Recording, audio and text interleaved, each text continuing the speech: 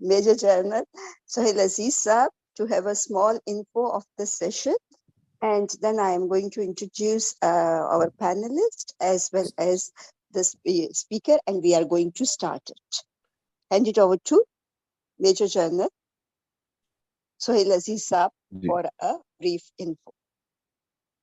Thank you, Madam. पहले अल्लाह के पाक नाम से हम बिस्मिल्लाह करते हैं. आज़बिल्लाहि मिनश शैतानिर रजीम, बिस्मिल्लाहिर रहमानिर रहीम. कुल हुवल्लाहु अहद, अल्लाहुस समद, लम यलिद व लम यूलद व लम यकुल लहू कुफुवन ahad. Thank you, Madam, for arranging these sessions, and I'm grateful to Qurban Saab and the panelists for joining us. I think we'll be making an effort on behalf of the society to educate our people, but I think we're still having teething problems. मुझे काफ़ी जो आ रहे हैं ना, एक तो मुझे message please दोबारा भेज दीजिए, लिंक इसका मुदस्सिर साहब दोबारा भेज दें, क्योंकि लोग बार बार मुझे भेज रहे हैं कि लिंक कनेक्ट नहीं हो रहा. तो मुझे एक नया लिंक भेज दें जो मैं बाकी फोरम्स में भी डाल दूं, ताकि जो आना चाह रहे हैं वो मुझे मैसेज किए जा रहे हैं ना, so we can send them, ताकि they can join, maybe a little late but they will join us. And I think this is not just for the PG. I found these sessions so useful myself, and it really affects my practice also. And Qurban Saab and the panelists have such valid comments that it really affects my practice. This is, of course, an exam, but exam is not for passing the lecture, not just for the exam, they're for real life. And इसमें ऐसी चीजें होती हैं which you gain so much, and you want to change your practice, and we're hoping that we will, inshallah, become better cardiologists and have more uniformity in our standard of care.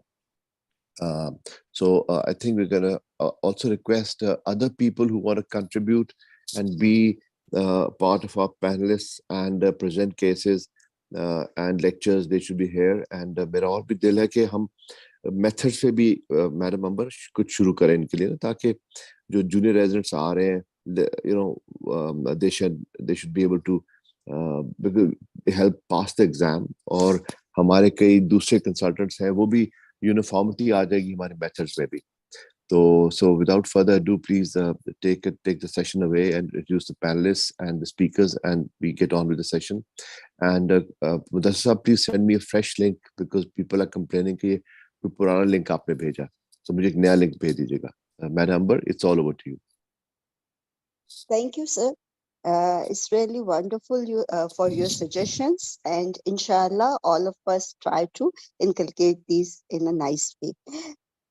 So for our today's session, we have a wonderful panelist with us, and that is Dr. Ghazala Irfan.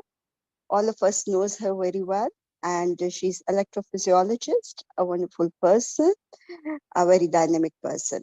And our today's next panelist is another known electrophysiologist, Dr. Jawad, and he's also with us.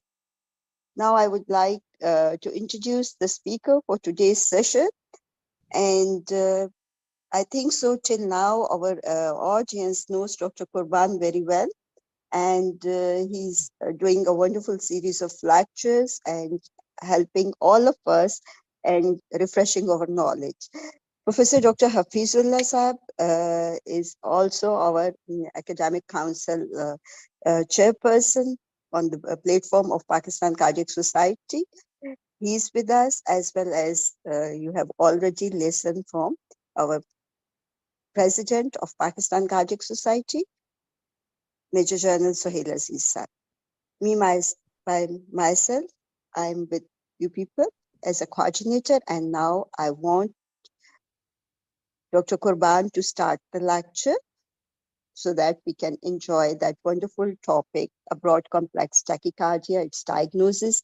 And then after the lecture, we proceed with the question and answers in the form of an MCQs, and the discussion will be there. Hand it over to Dr. Qurban, please. Assalamu alaikum, Qurban Saab. It's great to have you. And I forgot to thank ATCO for helping us arrange these sessions, and Mr. Mudassir for giving us these very wonderful technical support.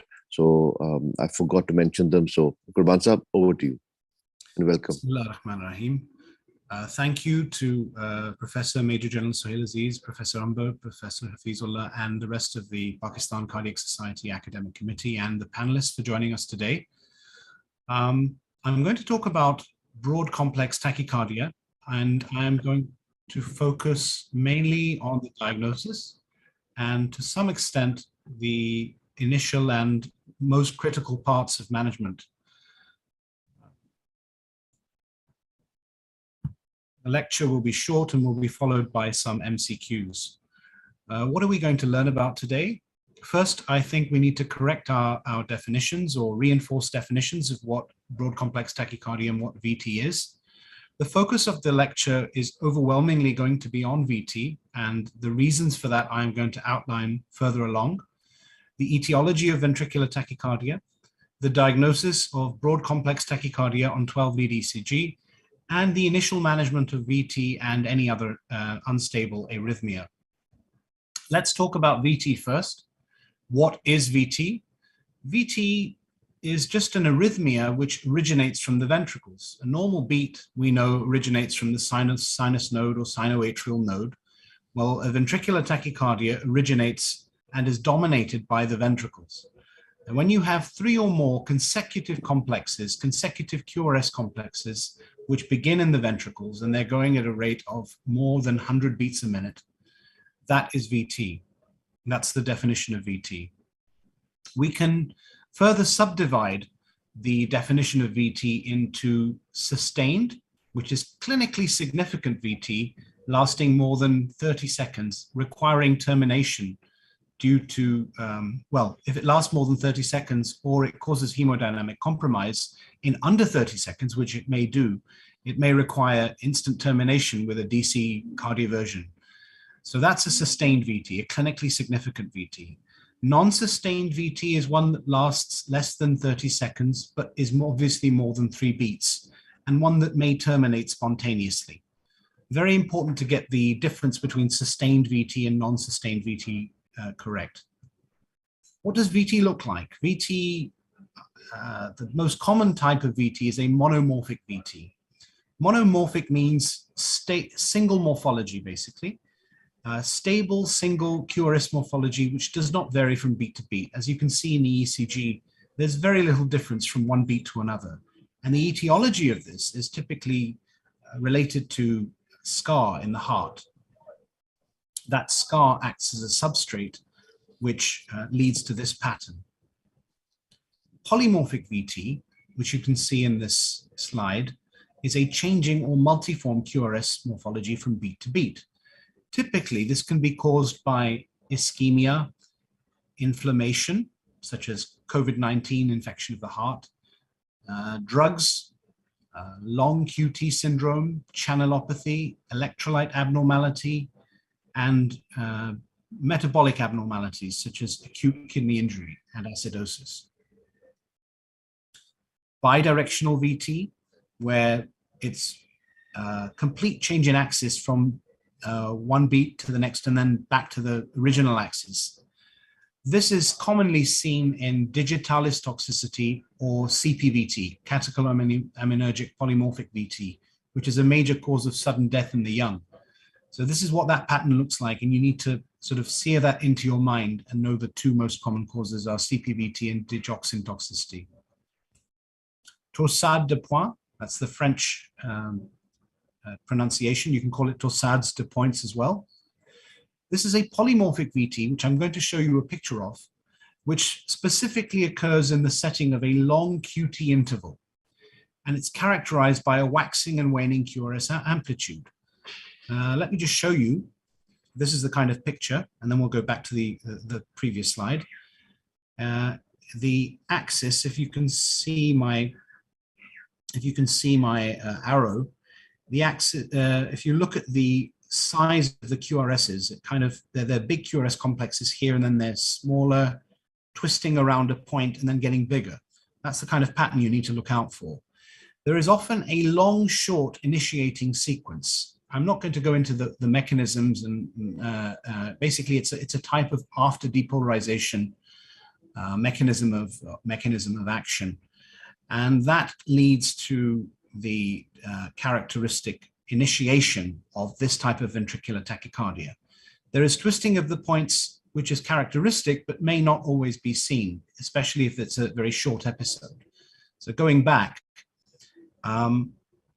you can see here, if you look at where my arrow is, there is a long RR interval followed by a short RR interval, and then this presumably premature ventricular contraction comes in, and this initiates a run of this type of polymorphic VT, torsade de pointe. And this is typically treated with DC cardioversion and correction of magnesium, as well as other antiarrhythmic drugs. Let's define sudden cardiac death before we get into the meat of the presentation. We need to know what sudden cardiac death is. It is defined as a sudden and unexpected death occurring within an hour of the onset of symptoms, or occurring in patients found dead within 24 hours of being asymptomatic and presumably due to a cardiac arrhythmia or hemodynamic catastrophe. There is a lot of assumption in this definition.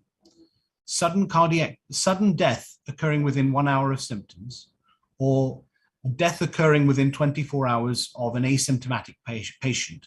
It makes a lot of presumptions. A lot of people have trouble with this definition, but I think for our purposes, I think we need to internalize this definition.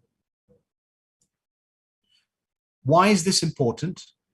1 in 4 of all deaths on planet Earth are because of sudden cardiac death. And what's the #1 cause of sudden cardiac death? It's ventricular tachycardia, VT. So if you know how to treat this, you are going to make a major dent in mortality, hopefully. Let's also define structural heart disease. We've defined sudden cardiac death, structural heart disease. This encompasses ischemic heart disease, cardiomyopathy, valvular heart disease, and adult congenital heart disease. In the past, there was a debate about whether ischemic heart disease or valvular heart disease should come in this, but if you have ischemic heart disease, you have structural heart disease. If you have valvular heart disease, you have structural heart disease. I don't think there was any doubt about cardiomyopathy or adult congenital heart disease. This is important later on when we talk about guidelines. What's the etiology of VT? We've talked about it a little bit, but you can have sudden cardiac death is seen in cardiovascular disease. And the problem is this. The problem is that even low-risk patients can present with sudden cardiac death, or what we think are low-risk patients. Otherwise, VT and VF is the leading cause of sudden cardiac death. The etiology, inevitably, coronary artery disease and prior myocardial infarction accounts for 70% of all causes of sudden cardiac death, which VT is the major pathology due to the scarred substrate. Hypertrophic cardiomyopathy, non-ischemic cardiomyopathy or dilated cardiomyopathy, congenital heart disease, left ventricular non-compaction, infiltrative cardiomyopathy. I'm sure my electrophysiology colleagues will concur. There seems to be a silent epidemic of sarcoidosis. Now, with the advent of MRI being more common in our country, we are diagnosing so many patients with sarcoidosis with extensive scar burden who are presenting with ventricular tachycardia, where previously we didn't have a reliable way of, there was biopsy, of course, but we didn't have a reliable way of diagnosing them, and we're putting in a lot more devices as a result. ARVD, also a very underdiagnosed illness, and also cardiac channelopathy, which typically presents with polymorphic VT. How do you evaluate VT? Obviously, the 12-lead ECG is the go-to investigation. You should always take a detailed cardiovascular history because there is a strong link between structural heart disease and VT. You need to know what medicines the patient is on. All antiarrhythmic drugs are also proarrhythmic, so make sure we know which antiarrhythmic drugs, if any, the patient is taking. Is the patient taking any QT prolonging medications? Since this is a course for people doing their FCPS, I'll just tell you a mnemonic of mine where I tried to memorize the drugs which caused prolonged QT. I remembered it as the aunties: anti-malarial, antidepressant, antipsychotic, antibiotics, antifungal. It's a mnemonic. It allows you to sort of remember the basic subtypes of QT prolonging medicines. And we also have to define the VT in terms of signs and symptoms. Basically, is it sustained or non-sustained? Is it causing hemodynamic compromise or not? How do we assess cardiovascular status? I'm sure all of you, especially those doing training right now, are working in the emergency room, and you obviously know how to identify a sick patient and a non-sick patient. If there's hemodynamic deterioration, loss of consciousness, or cardiac arrest, which is probably because of hypoperfusion, that's a severe cardiovascular status which is indicated by low cardiac output. And a normal cardiac output, you can have a patient coming in with VT, better tolerated, may have palpitations, may have shortness of breath, may have unwell feelings. So that we would classify as in inverted commas, a stable VT, in inverted commas. This is the crux, and this is going to be on the test later on. How do you treat VT? You treat VT with electricity. Whether it is stable or unstable, I repeat, whether the VT is stable or unstable, monomorphic VT, should be treated with DC cardioversion. I would say any VT, with some exceptions, obviously. But that's the crux. That's, if you come away with nothing else, this is what you should come away with. That DC cardioversion, treatment of choice for both stable and unstable monomorphic VT, and this will be tested later on. What about the ECG? The ECG findings I will go through, but one very important trick that helps a great deal is if you have an ECG for when the patient was in sinus rhythm, you can compare that ECG. It's very difficult in some cases to diagnose on a monitor with you've got a single lead or even a couple of leads or 3 leads. The full 12-lead ECG is an essential tool when diagnosing ventricular tachycardia. And if you've got a sinus ECG to compare it with, it's absolutely invaluable sometimes. Okay, what causes wide complex tachycardia? I know some of you are looking at this list and thinking, oh my God, such a big table. Let me simplify it for you. There are probably 3 main subtypes of wide complex tachycardia that you need to know. Subtype number 1 is obviously ventricular tachycardia, which is 80% of all wide complex tachycardias in the general undifferentiated population. So the one you must know about, if it's a wide complex tachycardia, the one you must know about, the one you must rule out or diagnose is ventricular tachycardia. The other 2 types of wide complex tachycardia are those tachycardias involving pre-excitation, meaning an accessory pathway, such as in Wolff-Parkinson-White syndrome, where you may have an antidromic tachycardia. I'm not going to get into that in a great deal of detail.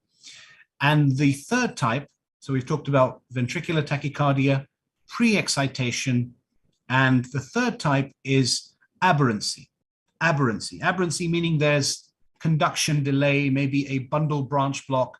So you'll have a supraventricular tachycardia, which is conducting down one of the branches and causing a wide complex tachycardia, but not conducting down the other branch. And that's why you've got a wide QRS. So in this list, we've got ventricular tachycardia, ventricular flutter, which is another ECG pattern of tachycardia. Ventricular paced rhythm, okay, it's not in the list of 3 that I gave, but you need to be aware of ventricular paced rhythm. But, when a patient comes into the ER, typically there'll be a scar from a pacemaker or a TPM. You'll take a history and the patient or the attendants will tell you that there's a pacemaker device. You'll see a pacing spike. There are other features on the ECG that will help you identify. Antidromic AVRT, we've talked about pre-excitation. The signal goes antigrade through the accessory pathway. SVT with bundle branch block. This is just a variation on the theme. Atrial tachycardia with pre-excitation. SVT with electrolyte disturbance. And then AF with aberrancy, AVRT with a pathway, pre-excited AF, polymorphic VT, torsades or VF. It's basically around the same theme, that it's either VT, pre-excitation, or aberrancy due to a bundle branch block or conduction delay. Also, you may have a paced rhythm. So that's your differential diagnosis, and that's what you need to have in your mind when you have a wide complex tachycardia, knowing that 80% of all wide complex tachys are VT. So that's the next slide. VT, most common cause, accounts for 80%. If you've got cardiovascular disease, this increases the likelihood to 90%. In fact, I've seen data where if you've got ischemic heart disease, the likelihood is even increased to 95% in some populations. So that's what you need to bear in mind. If you're stuck on the ECG, if it's ischemic heart disease and a wide complex tachycardia, 95% chance that it's going to be a ventricular tachycardia without even looking at the ECG in depth. Obviously, I'm not advising that as a strategy for management, but sometimes you need to play the odds. SVT with aberrancy accounts for approximately 20% of wide complex tachycardias as a whole. Typically, these patients don't have a history of structural heart disease. They're younger, fitter. You need to be careful, and that's where you need to involve your electrophysiology colleagues before making that kind of diagnosis. If in doubt, treat as VT. That's another key message that I want to put across in this presentation. Let's get to the diagnosis. These are the features of ventricular tachycardia, which favor ventricular tachycardia more than SVT. I'm just going to run through the list, and then I'm going to go through each and every one of them. So don't worry if you don't get it immediately. Fusion or capture beats, some of you may have seen that.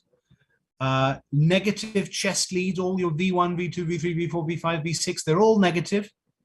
An RS complex greater than 100 milliseconds in any precordial lead, or an absence of RS complex in your precordial lead. We're going to talk about that as well. AVR, it's a great lead to diagnose VT. If you've got a big, broad R wave, capital R, meaning it's a big positive wave. If your initial R or Q is more than 40 milliseconds, or if it's a predominantly negative complex and there's a notch in that negative complex on the way down, yes. QRS axis, extreme axis. This is a great one. R wave peak time in lead 2, greater than 50 milliseconds. We're going to talk about that as well. Bundle branch block morphology, left bundle branch block morphology, right bundle branch block morphology. We're going to talk about that in a great deal of depth. It's probably better that you look at the pictures rather than look at this table. Okay, let's look at VT at a glance. If you've got atypical RBB or atypical LBB, don't worry, we're going to talk about what atypical and typical means later on, but you need to have it in your mind. If it's RBB but not quite RBB, if it's LBB but quite different from LBB, then you need to think about ventricular tachycardia. Extreme right axis deviation. If the QRS is positive in AVR and the QRS is negative in both leads 1 and AVF, that's an extreme right axis deviation.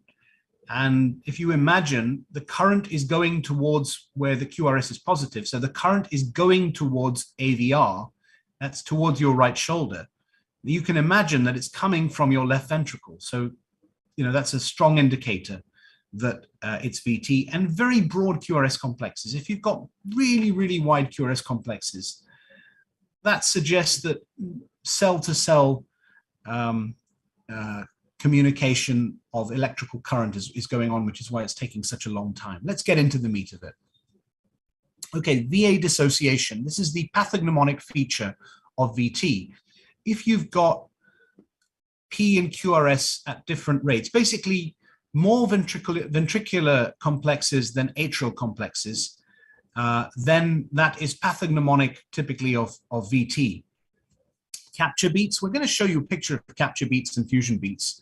Capture beats is, if you imagine the ventricle is firing at a really fast rate, maybe 200 beats a minute. Well, there's an occasional window of opportunity. Oops, we'll go back. A window of opportunity where a sinus node discharge captures the ventricles in the middle of VA dissociation and produces a normal QRS complex. I'll show you that. And fusion beats where a sinus beat and a ventricular beat collide and they produce a kind of a child, a kind of hybrid. Let's look at these. Okay, let's draw your attention. When people look at VT, they look at the spikes. But when I look at VT, I look at the dome part in between the spikes, and I look for differences in between. You can see this domed part of the VT is very different from this domed part of the VT. And what could account for this difference? This is the QRS. This is the QRS. The only thing that could account for this is a P wave. So that means there's a P wave here and no P wave here. So that is VA dissociation, and that is pathognomonic of VT. This complex is totally different. This is a QRS complex. It is totally different in morphology from these other QRS complexes. It's a narrow QRS complex, and it is a capture beat. If you look at the sinus, if we had a sinus ECG, sinus rhythm ECG, you would know that this beat is exactly the same as a sinus beat. Okay, one other thing then. What about this beat? This beat is slightly different from the other beats. The other beats are kind of bigger. This beat is kind of thinner, and it comes exactly on time as well. It comes on exactly when you would expect it to, a ventricular beat to come. There's a subtle difference. It's smaller, the complex is smaller, it's thinner. There is a difference in morphology. So you can presume that a sinus beat has hybridized with a ventricular origin beat and produced this fusion beat. So these three features are pathognomonic of VT.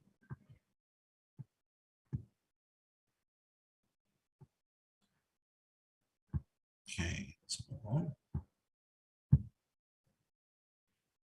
Okay, this is another typical ECG pattern of VT.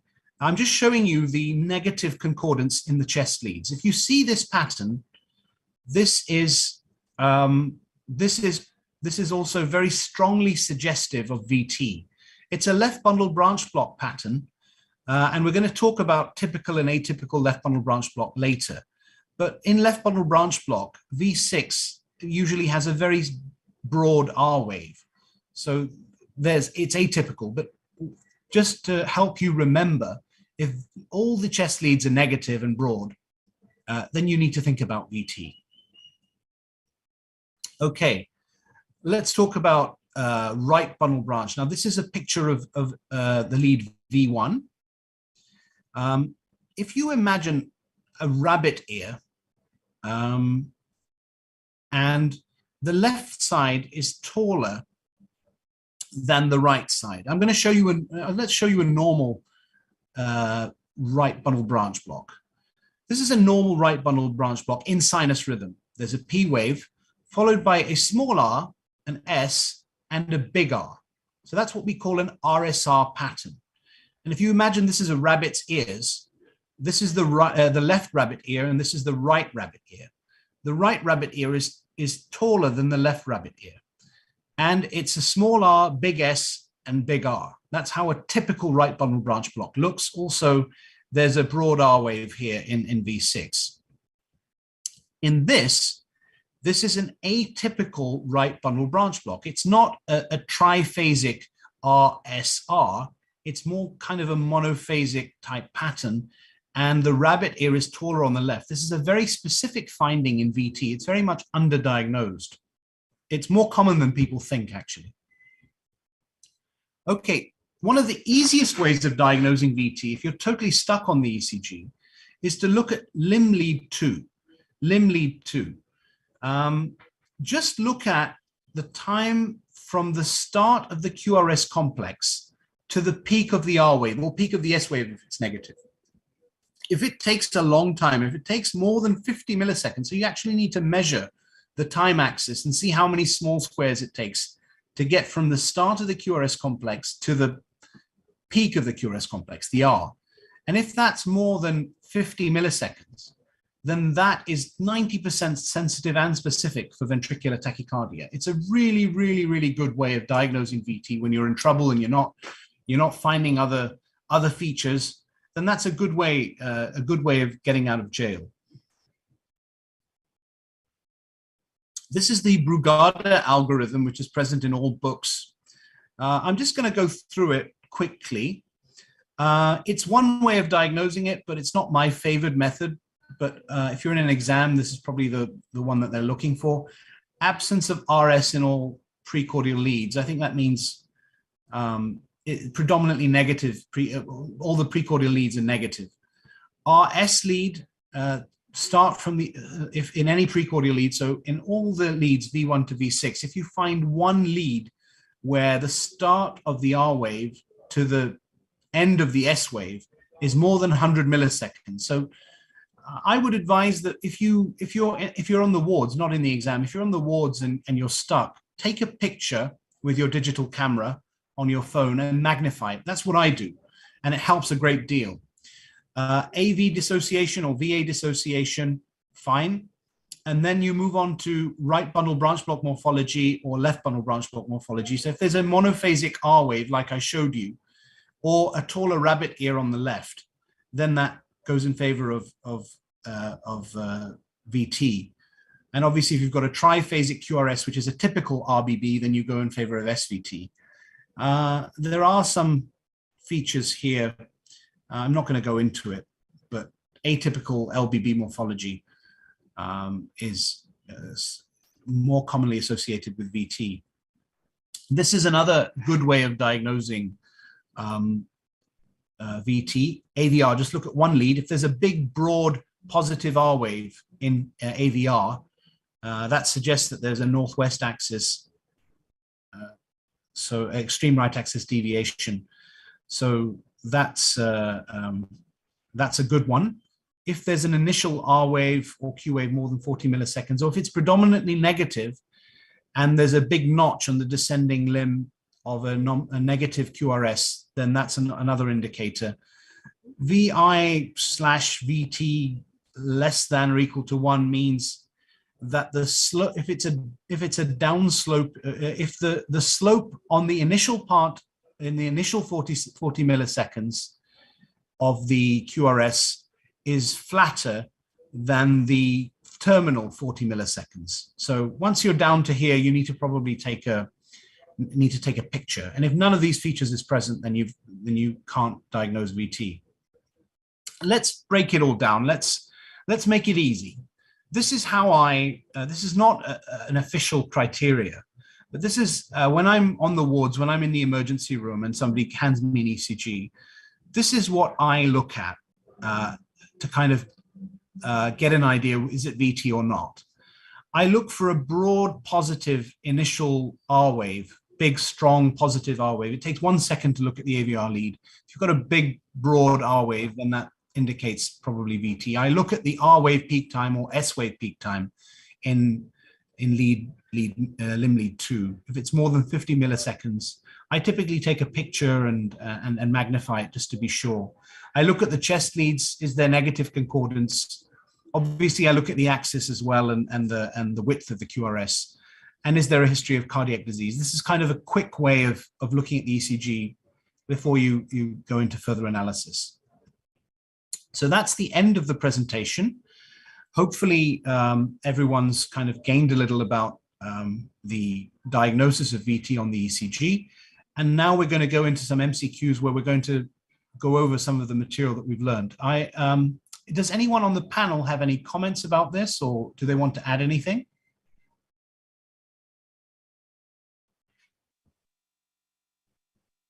Dr. Ghazala and Dr. Yavar is with us. Yes, I think we can continue with the MCQs and then we'll continue with the discussion with the MCQs, if there are any queries. Qurban Sahab, if you could just elaborate a bit more about the fusion and the capture beat. It's a pretty similar, but how to differentiate. Sure. Okay. I think you need to. I think I found it difficult as well. And the way I imagined it is my teacher, when I was training, said that you need to think of the heart or the ventricle and the AV node as a kind of you need to think of it as a battleground. When you talk about capture beats and fusion beats, you need to think of the heart as a battleground. And the way he taught me was that the ventricle is firing at 200 beats a minute, which sometimes it can do in a VT. And the sinus node is firing at your typical 60 to 70 beats a minute. And they're both trying to capture the AV node. So the sinus node is trying to capture the AV node from above, and it's going at a rate of 60 to 80 beats, 60 to 100 beats a minute, let's say. And the ventricle is trying to capture the AV node from below, but it has an advantage because it's firing at 150 to 200 beats a minute. And so most of the time, the ventricle is going to be capturing the AV node. And the difference in atria and ventricle rate is why we have VA dissociation, which is pathognomonic of VT. Now, going to capture beats and fusion beats, there may be a time when the AV node is not captured and not refractory. It's not captured and it's there, it's available, and somehow a sinus beat slips through. And if the sinus beat slips through, if you look at this picture, it's come kind of halfway. It's come before the time you would expect the next ventricular tachycardia beat to come through. So this is an atrial signal from the sinus node, which is atrial impulse, which has captured the AV node and has gone down the normal conduction pathway and resulted in a narrow complex QRS. I think sometimes these things are easier to explain visually, but I don't have that kind of a model. But this is just a normal beat, somewhere in between these VTs, these VT complexes. That's the best way of thinking about a capture beat. Capture beat is a normal beat, and it's an early sinus beat that's come before the time you would expect the next VT beat to come. A fusion beat occurs on time, as it were. It's where, going back to the example of a battleground, the sinus, the ventricular tachycardia is depolarizing the ventricular tissue, but also a sinus beat gets through the AV node and gets through to the ventricle, where both beats, both impulses, both from the sinus node and from the VT, manage to capture myocardial tissue. And so the beat that's produced is kind of a hybrid of both of those sources. So at the risk of going into too much depth, I hope that's kind of clarified it.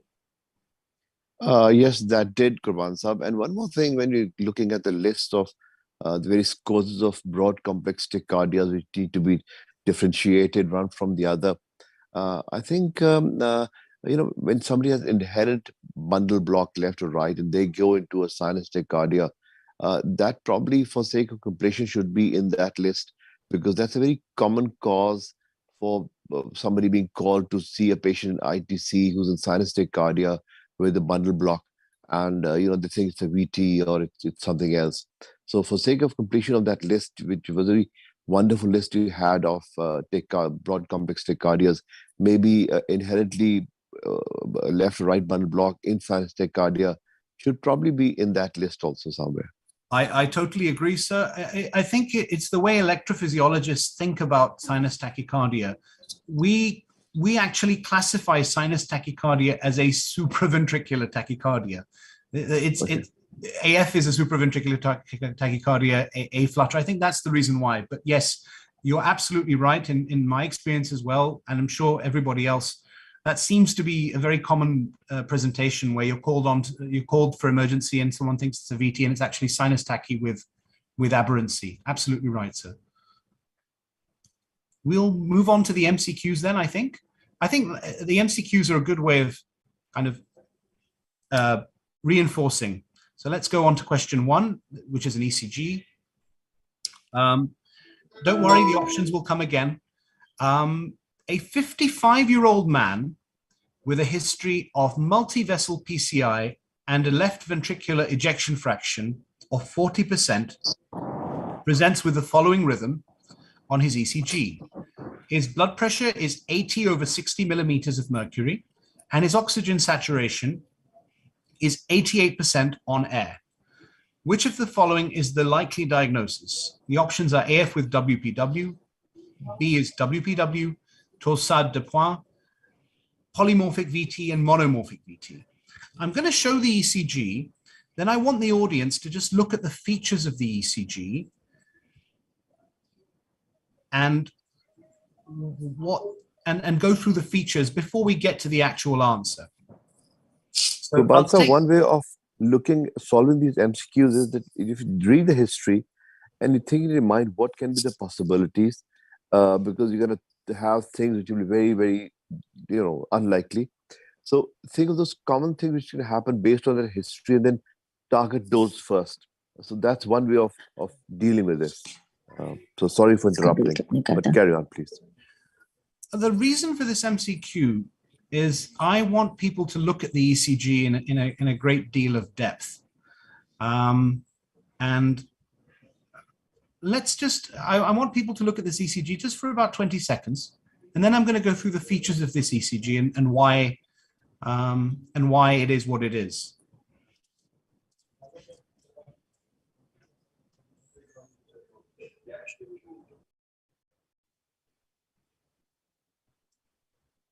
You've got a rhythm strip at the bottom, which I urge everybody to look at as well.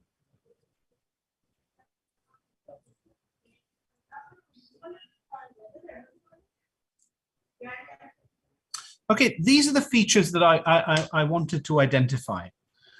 Oops. Okay, so number 1, I hope everyone can see at the top. Oops. There's a broad positive R wave in lead AVR. We'll go back, I think. AVR is at the top, round about here. So there's a broad positive R wave in lead AVR. So that's a very strong indicator that this is VT. The pattern of right bundle branch block, if we go back again, V1, this is AVR and this is V1. There's atypical right bundle branch block. It's not a triphasic small r, deep S, and a big R. It's a monophasic pattern. Going back, V6 as well. V6 is atypical. You'd expect a positive, overall positive QRS complex in V6 in typical right bundle branch block. The other thing is the RS complexes are more than 100 milliseconds in the anterior leads. You can see that in lead, ventricular lead, chest lead V2, but the RS is more than 100 milliseconds. If we look at lead number 2, limb lead 2, the S wave peak time, not the R wave peak time, but the S wave peak time, the time from the start of the QRS complex to the peak of to the nadir of the S, to the deepest point of the S, is more than 50 milliseconds. So that's another very strong indicator, 90% sensitivity and specificity, that this is VT. Looking at the rhythm strip, this is VT, and then what do we get here? At the time approximate time you would expect the next ventricular tachycardia beat, you've got, now note that this is sinus rhythm. This is sinus rhythm. Hello. This is sinus rhythm. This is VT. What is this? What is this? This comes at the time of the VT. It doesn't look like the VT beat, and it doesn't look like the sinus beat. It must be a fusion beat, which, as we've talked about, is when a sinus beat captures the AV node and gets to the ventricle, and a VT beat, which already originates in the ventricle, and they collide together and they produce this hybrid complex. So that is a pathognomonic feature of VT. And the last one, if you look at lead number 2, I always say the spike is what everybody looks at, but you should be looking at the curved part, the dome part. This is very different from this. So this spike part of this curve can only be because of a P wave. The P wave is not present here, but it's present here. Therefore, there are more V's than A's. Therefore, it's VT, and this is pathognomonic. So you've got pathognomonic features of this ECG. So what was the diagnosis? The diagnosis was monomorphic VT. And obviously, if the patient had a history of ischemic heart disease and wide complex tachycardia and was unstable as well, then there's a 95% chance of VT. Okay, next. A 55-year-old man with a history of multivessel PCI and an ejection fraction of 40% presents. So it's exactly the same stem. And the question is, which of the following is the best treatment option? The idea of this MCQ was that we go through another ECG and also talk about the treatment options. The treatment options are sotalol loading, intravenous procainamide, intravenous amiodarone, synchronized DC cardioversion, and intravenous lidocaine. Let's look at the ECG, and then we'll look at the ECG and the options together. Okay, ECG is the same ECG, so it's monomorphic VT, and I want people in the audience to think about the stem. The patient has ejection fraction of 40%, ischemic heart disease, blood pressure is low, and the oxygen saturation is low, and the patient has this ECG pattern. The options are sotalol, procainamide, amiodarone, DC cardioversion, and intravenous lidocaine. I'm hoping that I don't need to explain any further that DC cardioversion is extremely the right answer. There's no other right answer in this situation. The patient has unstable, hemodynamically unstable, sustained monomorphic VT. There is only one option there, and that is DC cardioversion. Okay, question number 3. A 55-year-old man with a history of multivessel PCI and an ejection fraction of 40% presents with the following rhythm. He is conscious, fully orientated. His blood pressure is 140 by 90 millimeters of mercury. His oxygen saturation is 98% on air. He is not in any distress. Which of the following is the best treatment option? And it's exactly the same options: sotalol loading, intravenous procainamide, intravenous amiodarone, synchronized DC cardioversion, and intravenous lidocaine.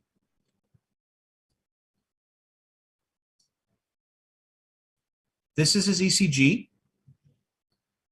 Have a look at the ECG. So this is a two-pronged question. I want you to think about the ECG and what you think is going on in the ECG.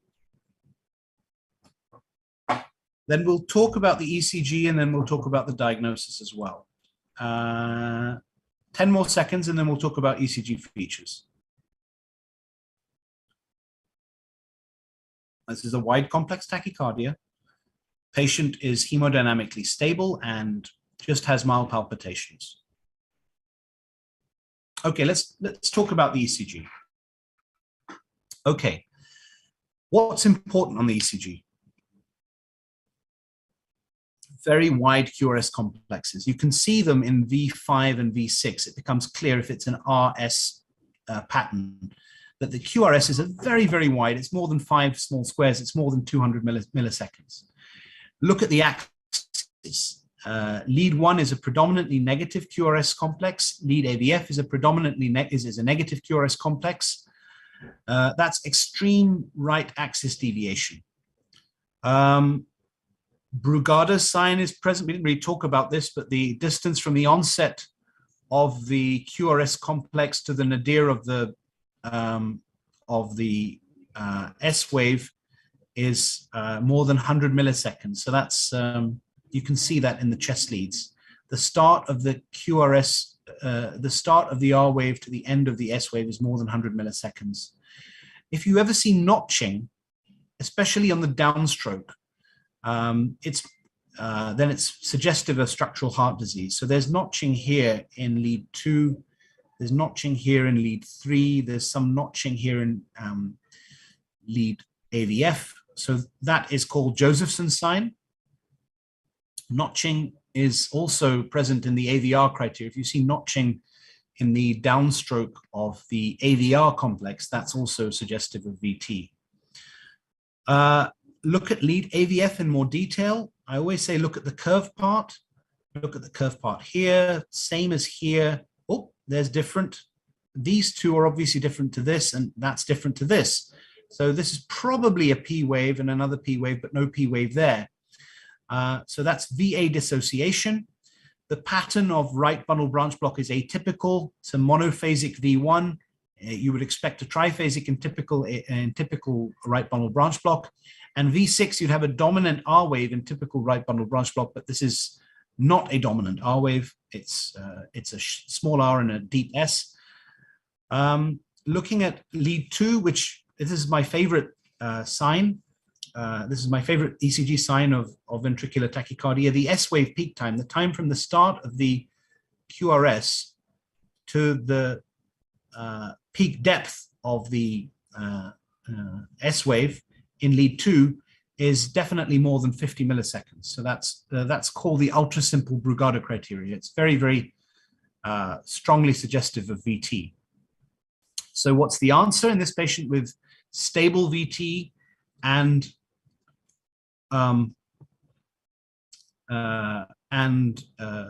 stable VT with no signs of hemodynamic compromise? You've got sotalol, procainamide, amiodarone, DC cardioversion, and lidocaine. Well, I did say earlier on in the presentation that the class 1 recommendation in stable sustained monomorphic VT is DC cardioversion. Okay. This is a typical scenario you face in cardiac hospitals around the country. You've got a patient with non-ischemic cardiomyopathy, a left ventricular ejection fraction of 20%, who presented with sustained monomorphic VT. So it's VT, low ejection fraction, non-ischemic cardiomyopathy. His BP is low at 70/40.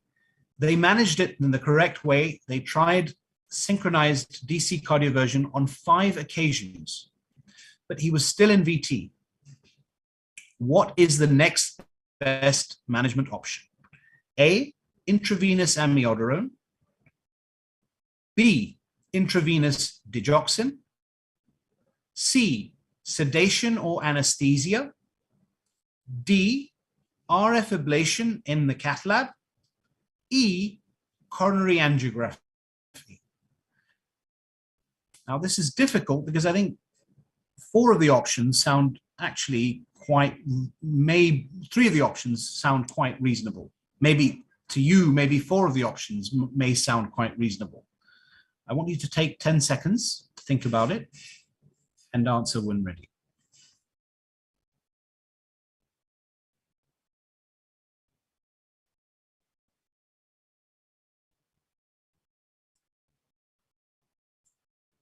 Okay, the answer is C, sedation. So in this scenario, if DC cardioversion has failed, then according to the guidelines, sedation or general anesthesia is the best next step. Why? You may ask, oh, what about other antiarrhythmic drugs? Well, looking at the stem, the patient's blood pressure is 70/40. Amiodarone is what most people probably would think of, I imagine. But at that blood pressure, the patient is hypotensive. Amiodarone is contraindicated. So blood pressure is low. Amiodarone is going to push the blood pressure even lower. You may start a vicious pathophysiological cycle, which you may not be able to control later on. So that's why amiodarone is out, but amiodarone is also much lower down in the class of recommendation. if you've done all of this stuff, if you've tried antiarrhythmic drugs, you've tried sedation, general anesthesia, then radiofrequency ablation is a class 1 indication. This is the diagram. Don't be put off by the complexity of the diagram.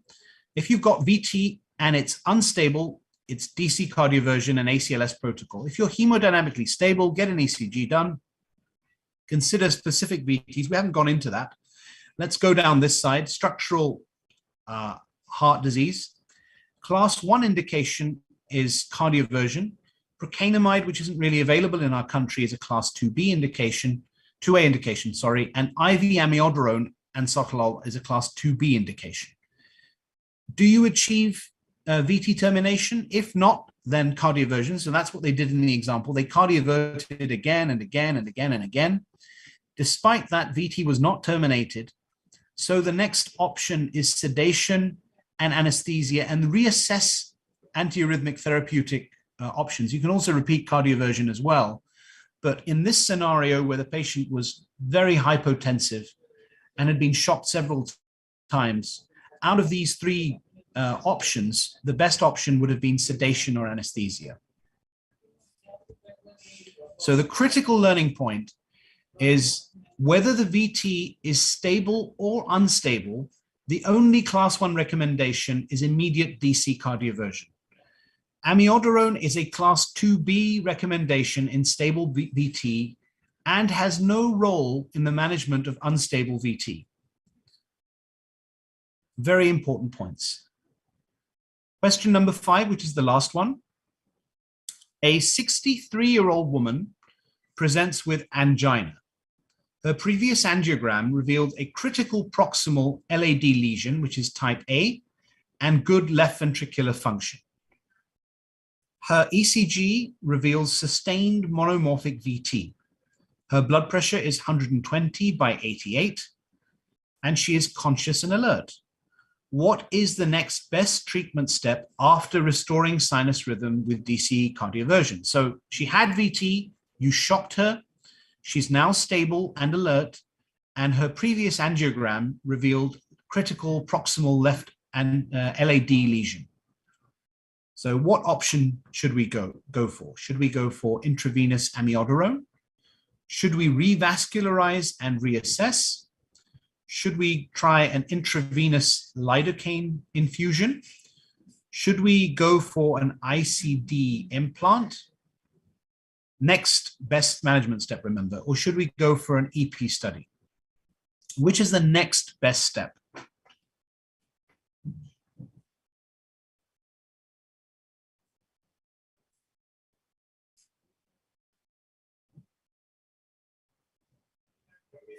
Okay, we'll go to the answer.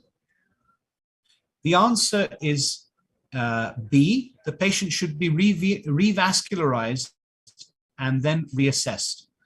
An ICD or an EP study both may have a future role in this patient's management, but the cause of the VT is the ischemia acting as a trigger. So there's often a trigger and a substrate in VT. The substrate is scarred myocardium typically, but a trigger may cause the VT to go off, and that trigger in this case is likely to be ischemia. The fact that it's a monomorphic VT rather than a polymorphic VT. Polymorphic VT, remember, is more common in ischemia, or it is found in ischemia, not more common, I would say.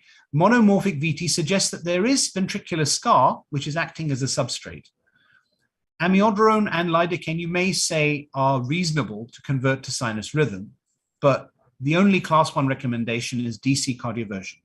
So in this case, the best management is get the patient in sinus rhythm and then go for revascularization.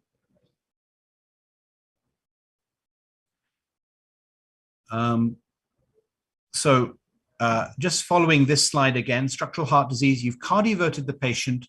If the VT is terminated, yes, then the therapy is guided by the underlying heart disease. In this case, the underlying heart disease, like it is in 70 to 80% of people who present with VT, is ischemic heart disease, coronary artery disease. There's a critical lesion. You treat that lesion, and then you reassess the patient.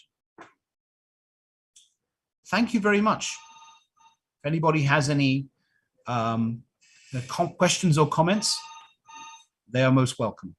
A question, Qurban Saab, a great set of MCQs, especially the last one where, you had a monomorphic VT and you suggested revascularization and then, of course, EP studies. How effective are EP studies for VT in Pakistan? So in our country, all of our EP departments, we do a lot of idiopathic VT. We do ILVT. We deal with outflow tract VTs, which are typically associated with, not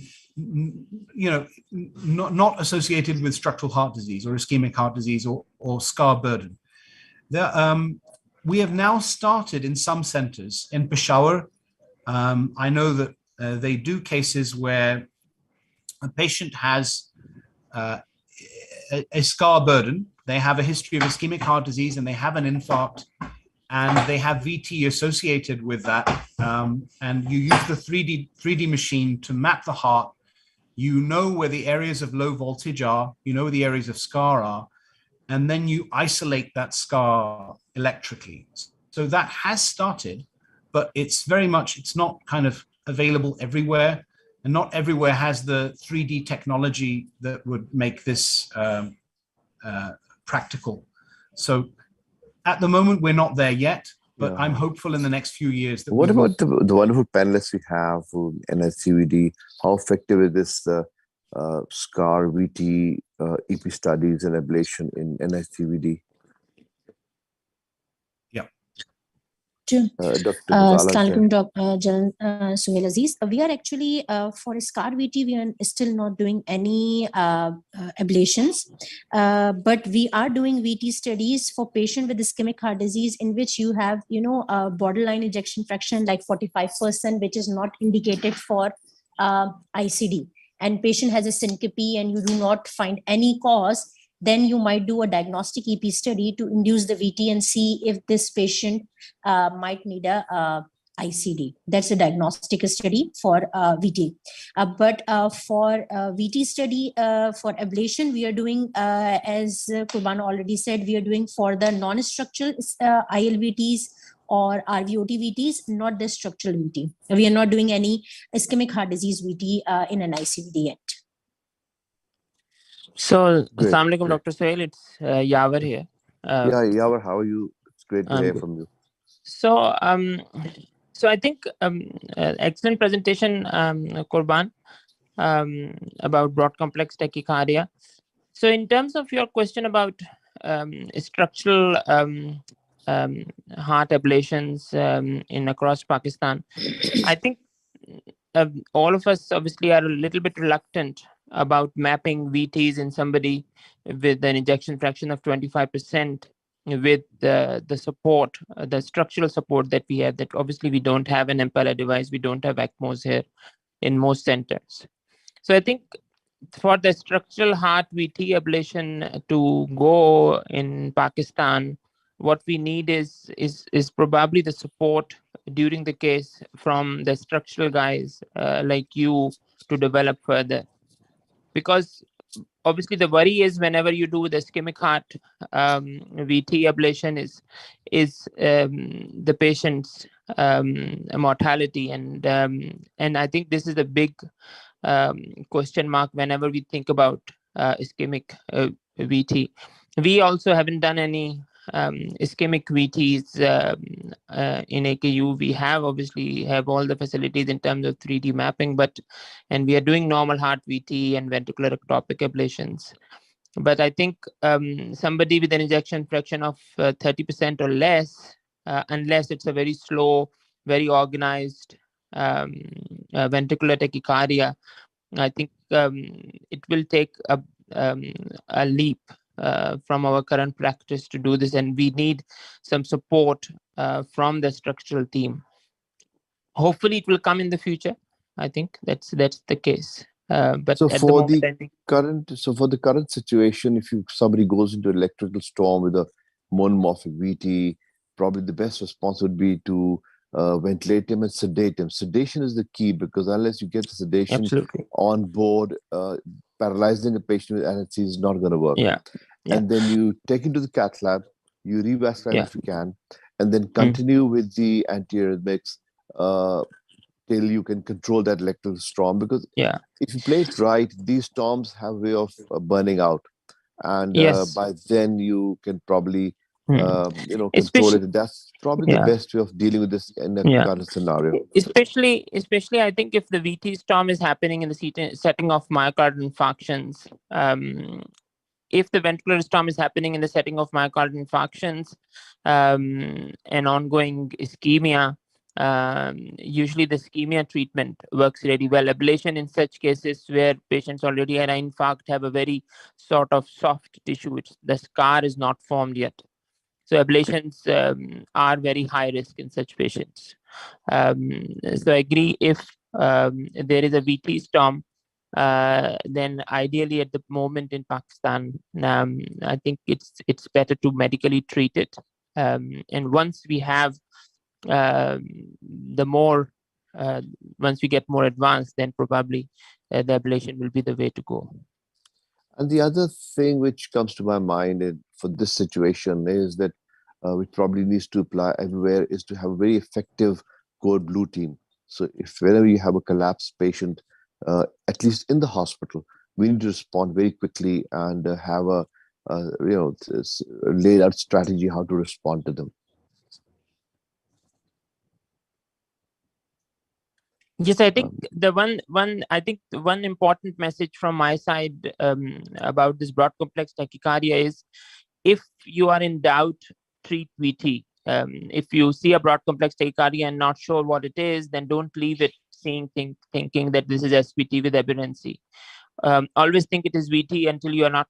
If you are sure it's SVT with aberrancy, and you are 100%, then but never leave a patient with broad complex tachycardia for hours and hours, because obviously then the patients will go into cardiogenic shock and will be very difficult to recover. So if any one of you are in doubt, treat with broad complex tachycardia as VT. Second is how quickly you respond to it.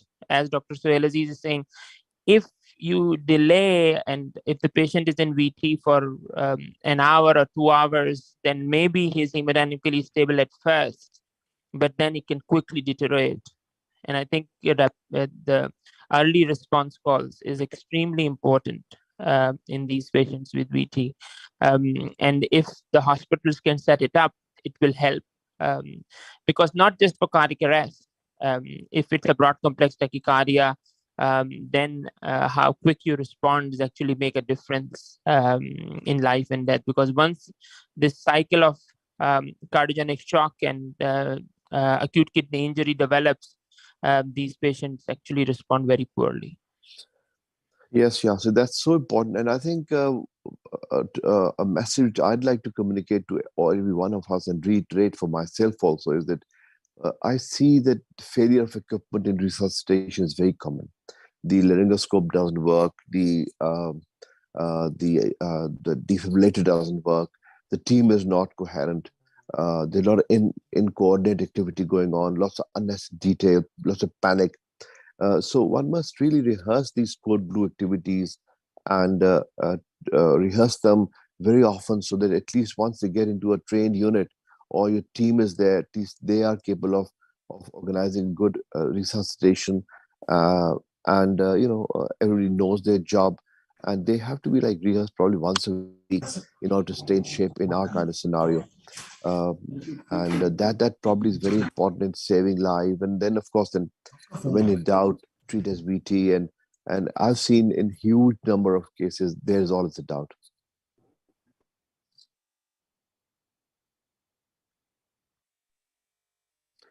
Madam Amber, any concluding remarks? It's a very wonderful session, and I'm personally very grateful to everybody for being here. And I wish we'd advertise this more, so that more residents are here and other doctors are here to learn from these very wonderful sessions. And the three panelists have been really phenomenal. And Qurban Sahab, thank you very much for organizing this, and ATCO for arranging this activity, and Mudassir Sahab for the technical support. There's still some things we need to be done, which we'll sort them out offline. Madam, it's all over to you.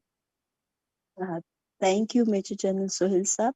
Actually, that was really a wonderful session, and the initiative which all of you people have taken, I think so, in the end, inshallah, hopefully the results will be wonderful.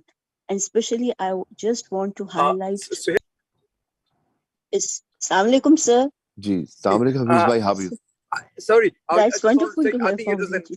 excellent talk, very nicely done, very nicely explained, and MCQs added to what it was.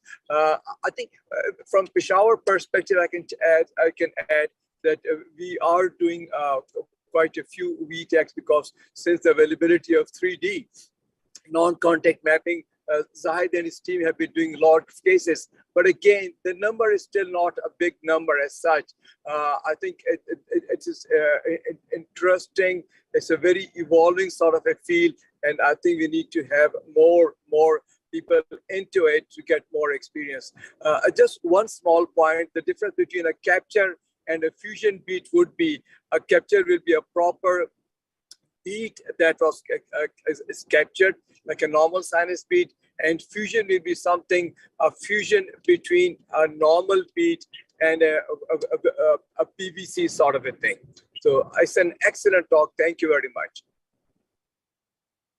Thank you, sir. Especially, I just want to share that Peshawar experience, and thank you. You have already explained to that very nicely.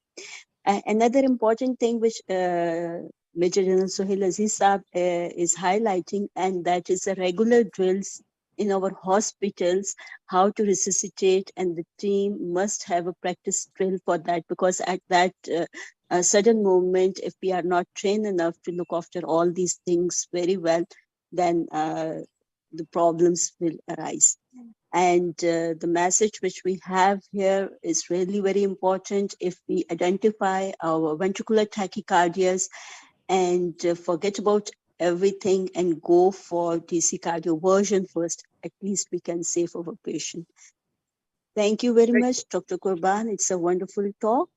And Dr. Ghazala and Dr. Jawar, with so nice experienced people here. Professor Dr. Hafizullah, it's really nice to hear from you on the last moment. All of a sudden, sorry, I don't know if you was online. And as usual, Major General Sohail Aziz Saab, you always put a wonderful input. We are really grateful and thankful to the ATCO and Mudassir Saab, who have organized all these things very well. Thanks a lot. And inshallah, hopefully, in the next session, we are going to have a wonderful talks as well. Thank you to all. It's not next week, the week after that. Next week going to be cardiology.